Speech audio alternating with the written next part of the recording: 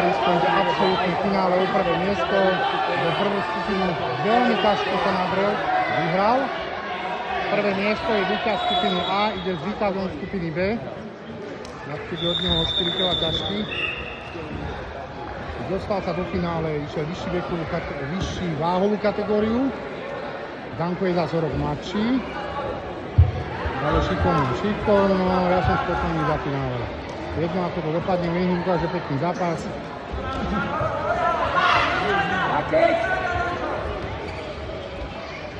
Bacha na to! Dario! Bacha na Davi, to jo! Áno! A ide! Dostaň! Výborne, Paris! Parisko šampión, vyhral celý tento turnaj pekne, technicky, s veľmi silným súperom.